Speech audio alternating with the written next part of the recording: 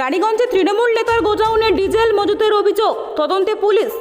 পশ্চিম বর্ধমানের রানীগঞ্জ পঞ্চায়েত সমিতির অন্তর্গত অমৃতনগর এলাকায় এক তৃণমূল নেতার গোডাউনে ঘিরে চাঞ্চল্য ছড়িয়েছে। স্থানীয় বাসিন্দাদের অভিযোগ, রাতের অন্ধকারে বিপুল পরিমাণ ডিজেল মজুত ও পাচারের কাজ চলছিল। বিষয়টি নজরে আসতেই এলাকাবাসী পুলিশের উপস্থিতিতে এই গোডাউনে অভিযোগ চালায়।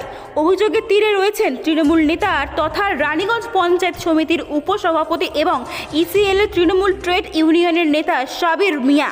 স্থানীয়দের দাবি, দীর্ঘদিন ধরেই তিনি বিভিন্ন বেআইনি ও সমাজ বিরোধী কর্মকাণ্ডের সঙ্গে যুক্ত। একটি ক্লাবের আড়ালে ডিজেল মজুত ও পাচারের ব্যবসা চালানো হচ্ছিল বলেও অভিযোগ উঠেছে।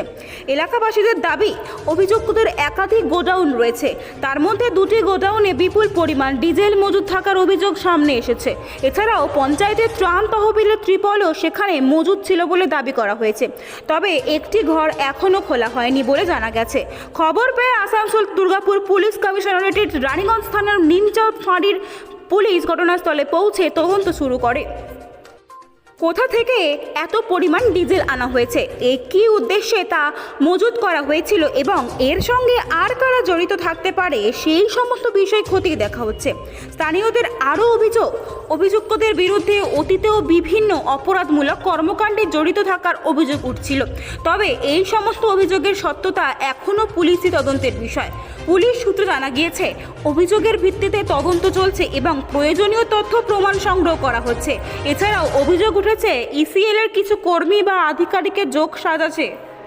এই ধরনের কার্যকলাপ চলতো কিনা তাও তদন্ত করে দেখা হচ্ছে। অভিযুক্তদের ইসিএল এর সঙ্গে ব্যবসায়িক সম্পর্ক ও বিভিন্ন কাজকর্মের বিষয়ে তথ্য সংগ্রহ করেছে তদন্তকারী দল। বর্তমানে গোটা ঘটনার তদন্ত চলছে। পুলিশি তদন্তে কী তথ্য সামনে আসে এবং অভিযুক্তদের বিরুদ্ধে কী পদক্ষেপ নেওয়া হয় সেদিকে নজর রয়েছে এলাকার বাসিন্দাদের।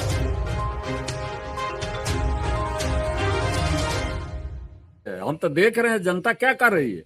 जनता के बात तो हम है ही है, लेकिन ये जनता का पैसा लूटा हुआ है, जनता में बांटा जाए, चाहे तिपाल हो चाहे डीजल हो। ईसीएल का बहुत सा सामान है, ईसीएल में जाए। और 4-5 को घर रखा हुआ है, ईसीएल उसको रिसर्च करे या आप लोग पुलिस देखे। इधर ईसीएल का 4 दुकान है, उसको कब्जा करके रखा हुआ है। उसमें गोली है, बम है, क्या है उसमें? तो गोली बम चलाने वाला गोली बम रखेगा और क्या रखेगा। आपका क्या नाम हुआ? मेरा हाँ? सुबोध कुमार यादव। নগর কুলারিতে সাবির মিয়া বলে একজন আছে, যে অসামাজিক কাজে যুক্ত আছে এবং ওনার যা দৃষ্টিকৃত ইসিএল এর এজেন্ট, ম্যানেজার, জিএম পর্যন্ত সবাইকে ধমকিয়ে চমকিয়ে নিজের ব্যবসা বাণিজ্য ফাঁপিয়ে ফুলিয়ে রেখেছে। এবং আমার মনে হয় উনি এতটাই দুষ্কৃতভাবে জড়িত আছে। কোন রাজনৈতিক দলের সঙ্গে যুক্ত? হ্যাঁ, তৃণমূলের সদস্য এবং পঞ্চায়েত সমিতির সদস্য আছে উনি, সমিতির সদস্য। এবং এখানে ইসিএল এর সঙ্গে ম্যানেজমেন্টের সঙ্গে চমকিয়ে ধমকিয়ে তার 4খানা গাড়ি আছে, একটা বাস আছে, 4খানা ছোট গাড়ি বুলেরো আছে এবং ম্যানেজমেন্টকে অন্য কোনো সংস্থা বা লোককে এরা কোনো কাজ করতে দেয়নি।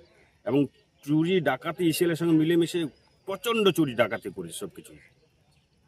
এরকম ডাকাতির কেস আছে, অনেক কেস আছে এর নামে অনেক কেস আছে। আপনি লোকাল মানুষকে জানতে পারলেই কাউকে চাকরির জন্য 50,000, 1 লাখ, 1.5 লাখ, 2 লাখ টাকা এমনি পর্যন্ত আদায় করেছেন। তো এই ডিজেল দেখছি, যে ডিজেল তিরপল এগুলো মজুদ আছে, ইসিএল থেকে চুরি করে উনি জমা করে রাখে। ওই যে ওনার গাড়ি চলে, সে গাড়ির তেল থেকে চুরি করে উনি ওই জমা করে রেখেছে ডিজেল। উনি আছেন একজন বিনোদ প্রসাদ বলে আছে, দুজনে মিলে। বিনোদ প্রসাদকে? বিনোদ প্রসাদ পঞ্চায়েত সদস্য স্বামী। লাইট আর সোলার লাইট, সোলার প্যানেল সবকিছু রাখা আছে ওদের বাড়িতে। এগুলো সব চুরি ইসিএল থেকে চুরি করে ম্যানেজমেন্টকে ধমকিয়ে চমকে এগুলো সব চুরি। কার বাড়ি থেকে পেয়েছে এটা?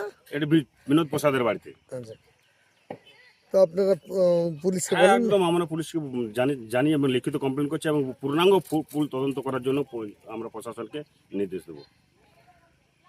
আপনার নামটা একটু? আমার নাম সন্দীপ গোপ। এখানে কি পদে রয়েছেন? এখানে এক্স মন্ডল সভাপতি আছি আর জেলা কমিটির সদস্য।